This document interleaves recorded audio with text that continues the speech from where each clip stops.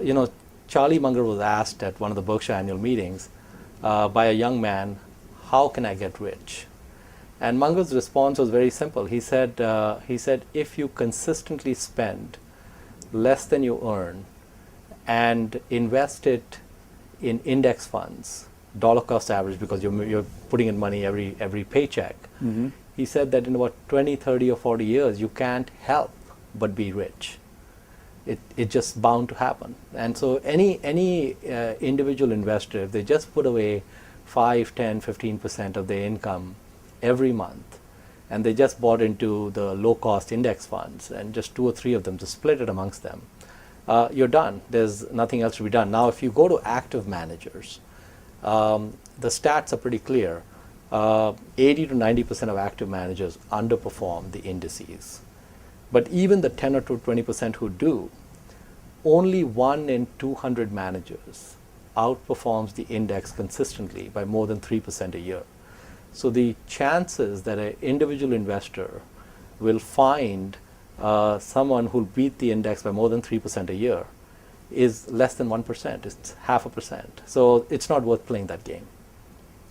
And in terms of index funds, S&P 500 or? I'd say Vanguard is a great way to go. I think you could do S&P 500 index, you could do the Russell 2000, and if you wanted to, you could do an emerging market index. But I think if you just blend those three, 1/3 each, you're done.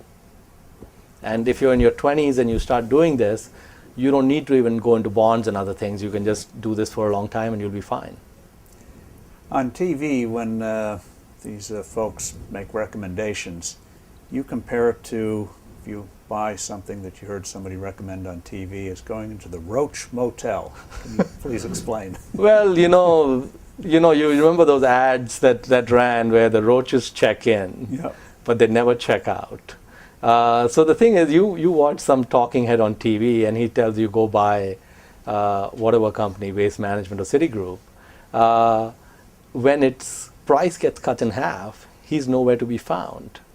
And now you're like that roach in the Roach Motel and you don't know what to do.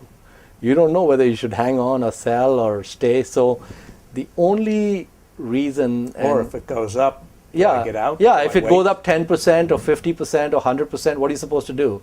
Do you want to go for long-term gains, short-term gains?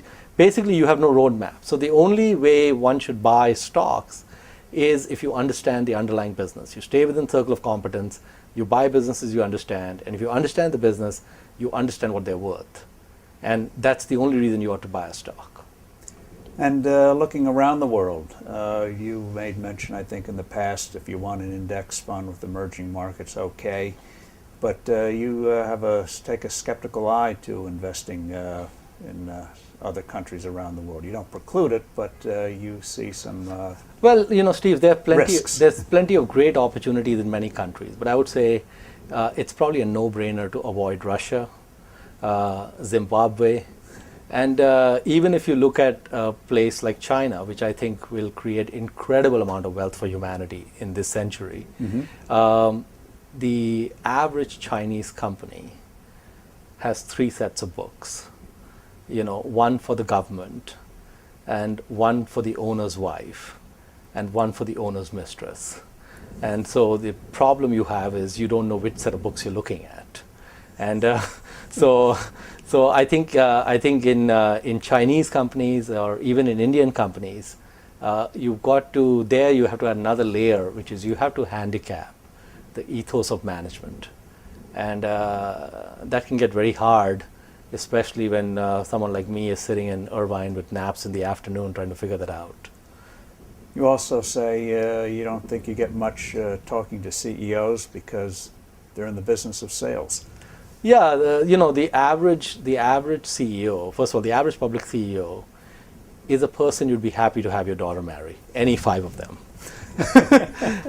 But they got to those positions because they have charisma and they are great salespeople. Now, you cannot lead, you cannot be a leader without being an optimist. So CEOs are not deceitful. I think they're high integrity people. But if you sit down with a high charisma CEO of an oil company and he knows everything about oil and you know nothing about oil, by the time you finish that meeting, you just want to run out and buy all the stock of his company that you can. And it's just not the right way to go about it. So you're better off not taking the meeting, but looking at what he's done over the last 10 or 15 or 20 years. So not being mesmerized by charisma will probably help you.